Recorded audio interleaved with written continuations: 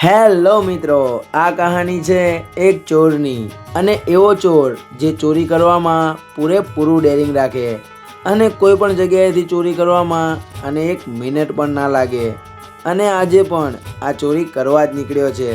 પણ સાચું કહું, આજની ચોરીથી આની આખી દિશા જ બદલાઈ જવાની છે। એ હવે તમે જ જુઓ આ વિડીયોમાં। હારું, દુકાને તો બધી જ જગ્યાએ ભીડ છે, એટલે ત્યાં હાથ નાખવો બહુ જ રિસ્કી છે। લાય, આજે તો કોકના ઘરમાં જ ડાકો નાખવા દે, જે હાથમાં આવે।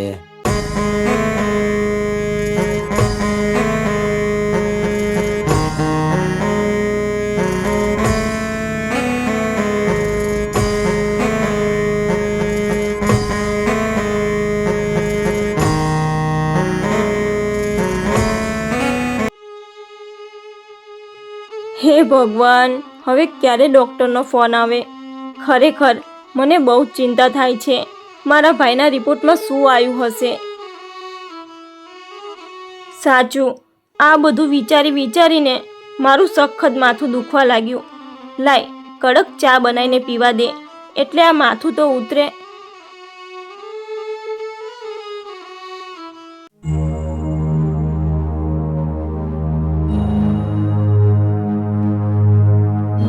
અરે વાહ, શું વાત છે! ફોન બહાર જ પડ્યો છે, કોઈ જોતું તો નથી ને?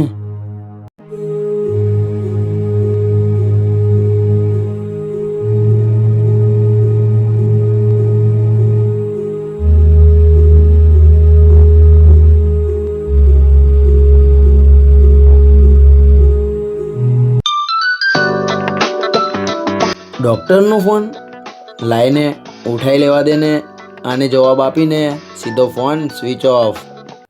હેલો, તમારા ભાઈના રિપોર્ટ આવી ગયા છે અને રિપોર્ટ પ્રમાણે એમની કન્ડિશન બહુ જ ખરાબ છે, એટલે એમનું તાત્કાલિક ઓપરેશન કરવું પડશે। તમે જેમ બને એમ લાખ રૂપિયાની વ્યવસ્થા કરો, નહીં તો આ કેસ મારા હાથમાં નહીં રહે। અને જેમ બને એમ જલ્દી તમે દવાખાને પહોંચો।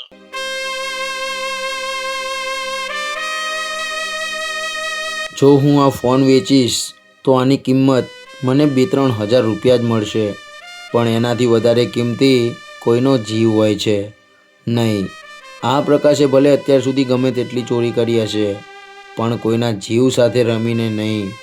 મારે કંઈ પણ કરીને આ ફોન ત્યાં પાછો પહોંચાડવો જ પડશે।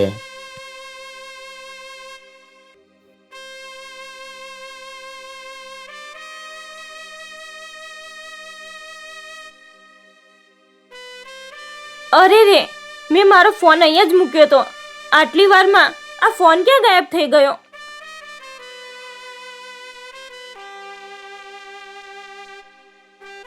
હે ભગવાન, મારો ફોન કોણ લઈ ગયું હશે? કેમ આ ગરીબની આટલી કસોટી કરો છો? સાંભળો, આ તમારો ફોન છે? હા, આ મારો જ ફોન છે। આ તમારા જોડે ક્યાંથી આવ્યો? અરે, તો હું અહીંયાથી નીકળતો હતો ને ત્યારે જોયું તો એક છોકરો આ તમારો ફોન તમારા ઘરમાંથી ચોરી કરીને ભાગ્યો, તો હું એના જોડેથી પાછો લઈને આવ્યો। ભગવાન તમારું ભલું કરે કે તમે આ ગરીબની આટલી મદદ કરી। અને હા, બીજી એક વાત, હું જ્યારે ફોન લઈને પાછો આવતો હતો ત્યારે આમાં કોઈ ડૉક્ટરનો ફોન આવ્યો હતો અને એવું કહેતા હતા કે તમારા ભાઈના રિપોર્ટ આવી ગયા છે અને એમનું તાત્કાલિક ઓપરેશન કરાવવું પડશે। શું? ઓપરેશન? હે ભગવાન, ઓપરેશનના તો કેટલા રૂપિયા થશે અને મારા જોડે તો પૈસાનું કાંઈ જ સેટિંગ છે નહીં। લાય, દવાખાને તો જવા દે। તમારો આભાર મને આ વાતની જાણ કરવા માટે। અને એક મિનિટ, જો કે આ બધી વાત પૂછવાનો મારો કોઈ હક છે તો નહીં, પણ શું હું ખાલી એટલું જાણી શકું કે કયા દવાખાનામાં દાખલ છે તમારો ભાઈ? ડૉક્ટર યોગેશભાઈ વંજારા સાહેબને ત્યાં। ચલો, મારે મોડું થાય છે, હું નીકળું હો।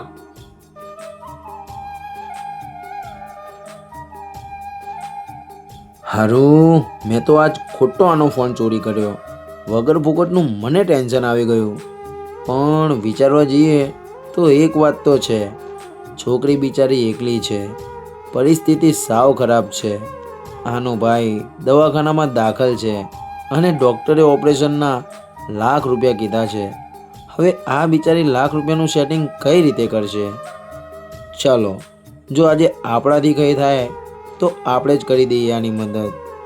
આજના દિવસે મારા હાથે જે કંઈ પણ ચોરી થશે એ આના નામે. લ્યો હેડો પ્રકાશભાઈ.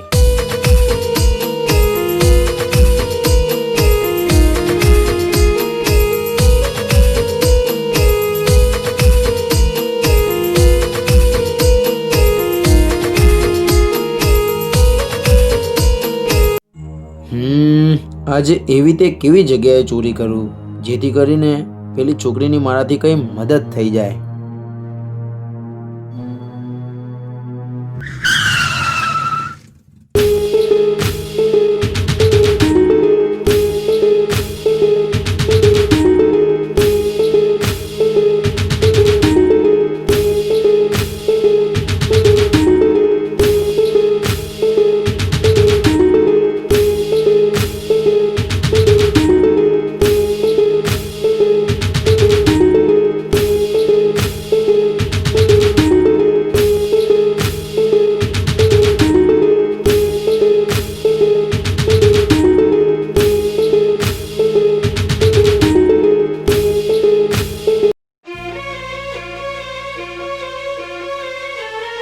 ઘણા ટાઈમથી તને ગોતતો હતો, તું આજે મારા હાથમાં આવ્યો છે. સાંભળો, મારો ભાઈ તમને પગાર આપે છે ને, તો આજે હું તમને બધાને 5,000 રૂપિયા એક્સ્ટ્રા આપું છું.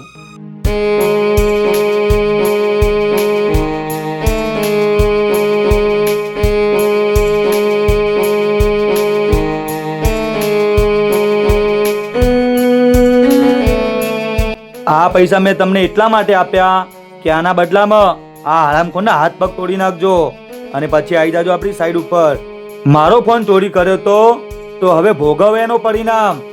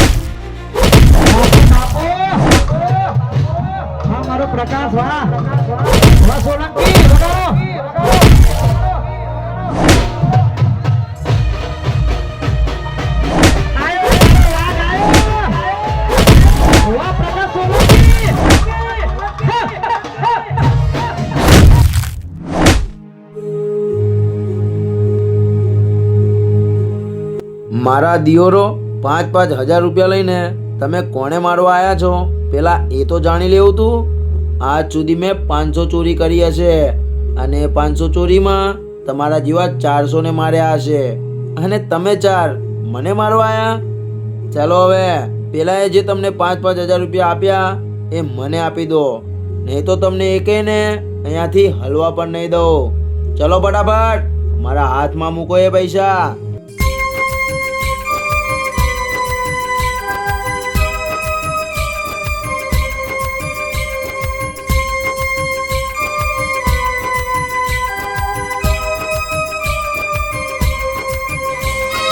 ચલો 20,000નું તો સેટિંગ થઈ ગયું, બાકીનું તો પછી જોઈ લેશું. લાય ફટાફટ પહોંચવા દે દવાખાને. પ્લીઝ ડૉક્ટર સાહેબ, મારી વાત સમજો ને. અરે બેન, તમે સમજવાની કોશિશ કરો. પૈસા વગર હું કઈ રીતે ઓપરેશન સ્ટાર્ટ કરું? કમસે કમ તમારે 25% તો એડવાન્સ પેમેન્ટ જમા કરાવવું જ પડશે. 20%થી કામ થઈ જશે સાહેબ. હાલો, હાલ તો મારી જોડે 20,000 છે, તમે ઓપરેશન સ્ટાર્ટ કરી દો. બાકીના 80,000 તમને કાલના દિવસમાં મળી જશે. ઓકે, હાલ તો હું ઓપરેશન સ્ટાર્ટ કરી દઉં છું, પણ કાલના દિવસમાં મારે પૂરું બિલ જોઈએ. ઓકે ઓકે સર, તમે તમારું કામ ચાલુ કરો. તમે છો કોણ? હું તો તમને ઓળખતી પણ નથી અને કેમ તમે મારી આટલી મદદ કરી રહ્યા છો? આવો 1 મિનિટ બેસો, હું આપું તમને મારી ઓળખાણ. સાંભળો, હું એક ચોર છું અને સાચું કહું, તમારા ફોનની ચોરી બીજા કોઈએ નહીં, મેં જ કરી હતી. હું જેવો જ તમારો ફોન ચોરી કરીને ભાગ્યો એવો જ ડૉક્ટરનો ફોન આવ્યો અને ડૉક્ટરની વાત સાંભળીને મારાથી ના રહેવાયું, એટલે હું ફોન મૂકવા પાછો આવ્યો અને ત્યાં આવીને તમારી પરિસ્થિતિ જોઈને મારા આખા વિચારો જ બદલાઈ ગયા અને મનમાં એવું થઈ ગયું કે હવે તમારી મદદ કરવી જ છે બસ. સાચું કહું, જિંદગીમાં પહેલી વાર એવો ચોર જોયો જેના અંદર આટલી બધી લાગણીઓ છે. આ તમારો ઉપકાર હું જીવનમાં ક્યારેય નહીં ભૂલું. અરે એમાં કાંઈ ઉપકાર ના માનવાનો હોય. અને હા, હવે તમે તમારા ભાઈની બધી જ ચિંતા છોડી દો. આવતીકાલે ગમે ત્યાંથી 80,000 લાવવાની જવાબદારી મારી. ઓકે? સારું, તો ચલો મળીએ કાલે. તમારું ધ્યાન રાખજો. હા, તમે પણ તમારું.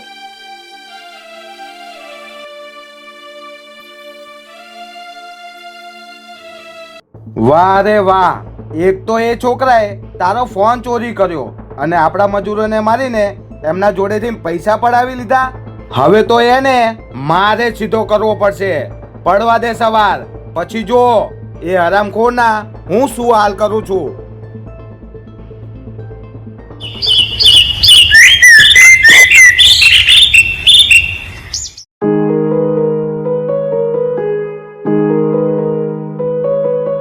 ડૉક્ટર સાહેબ, કેવું છે હવે મારા ભાઈને?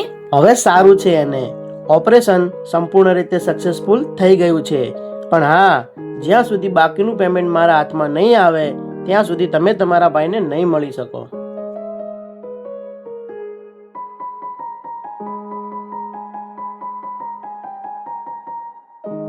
સાંભળ યાર, આજ સુધી આપણે કોઈની સામે હાથ લાંબો નથી કર્યો, પણ આજ પહેલી વાર તને કહું છું, મારે અર્જન્ટમાં 80,000 રૂપિયાની જરૂર છે. જો તારાથી કંઈ થાય તો કરી દે ને.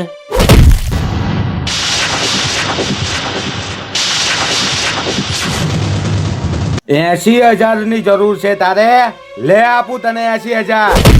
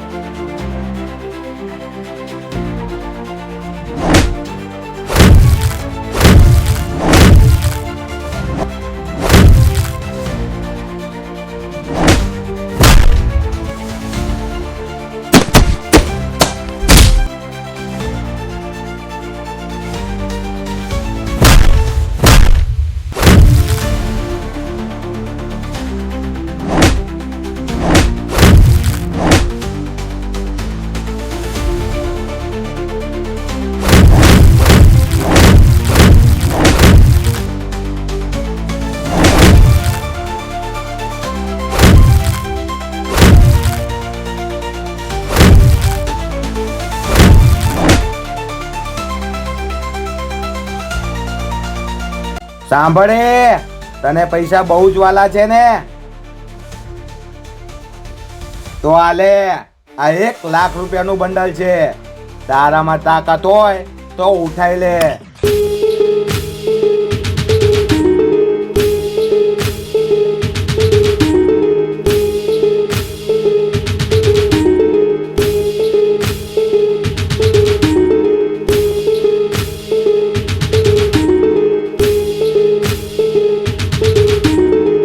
હે મારી માં, મને ખાલી એટલી હિંમત આપો કે આ રૂપિયા હું અહીંયાથી લઈ જઈ શકું. અને માં, હું તમને વચન આપું છું કે આજ પછી બેઈમાનીનું કામ હું ક્યારેય નહીં કરું.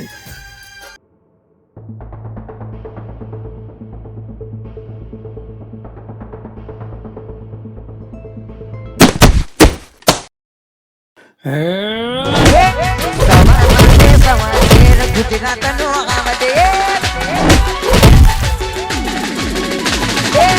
બજારે નીકળે જ્યારે પલપલાને ચડે સવાર માટે સવાર છે ગુજરાતનો આવડે બજારે નીકળે જ્યારે પલપલાને ચડે લોકો પૂછે આવા જયા કો દુનિયા પૂછે જાય ગયા કો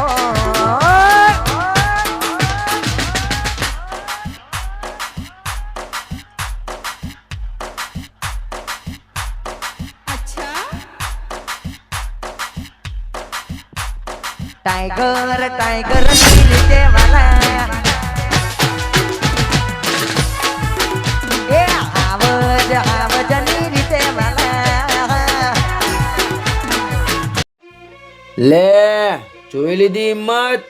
અને હા, મારે લાખની નહીં, ફક્ત 80,000ની જ જરૂર છે. અને બીજી વાત, હું મજબૂર છું એટલે તારા 80,000 રૂપિયા લઈ જાઉં છું. બાકી આજથી આ પ્રકાશને કોઈનો 1 રૂપિયો પણ ખોટો ના ખપે. આ પકડ તારા 20,000.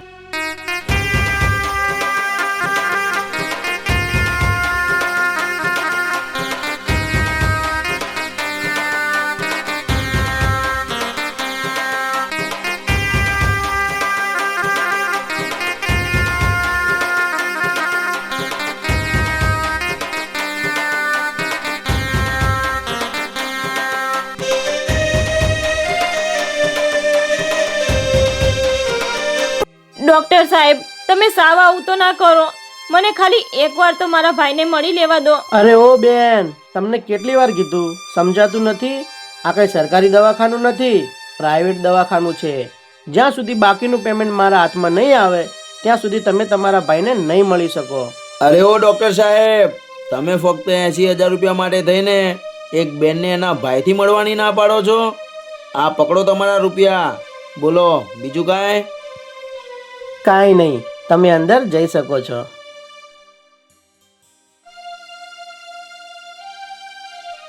રોહિત, કેમ છે હવે તને? એકદમ કમ્પ્લીટ બેન. પણ બેન, મારા ઓપરેશનના તમારી જોડે આટલા બધા રૂપિયા આવ્યા ક્યાંથી? એ બધું થયું છે તો આ ભલા માણસની દયાથી. તમારો દિલથી આભાર યાર. સાચું કહું, આભાર તો મારે તમારો માનવો જોઈએ. આજ સુધી મેં ટોટલી બેઈમાનીના જ કામ કર્યા છે, જેમાં મને ક્યારેય સુકૂન નથી મળ્યું. પણ આજ પહેલી વાર તમારી મદદ કરીને મારું આ દિલ અંદરથી બહુ એટલે બહુ જ ખુશ થઈ ગયું છે. અને હવેથી મેં એક નિયમ પણ લઈ લીધો છે કે આજ પછી હું ચોરીનું કામ ક્યારેય નહીં કરું. અને બીજી પણ એક વાત હું તમને કહેવા માગું છું, મારું આ દુનિયામાં કોઈ જ નથી. જો તમને કંઈ વાંધો ના હોય તો આખી જિંદગી તમારો સહારો બનીને તમારી સાથે જીવવા માંગુ છું.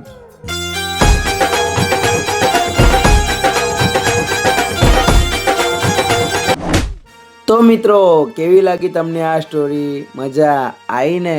અને હા મિત્રો, મેં વિડીયોના સ્ટાર્ટિંગમાં જ કીધું હતું ને કે આજની ચોરીથી મારી આખી દિશા જ બદલાઈ જશે. તો જુઓ, બદલાઈ ગઈ ને.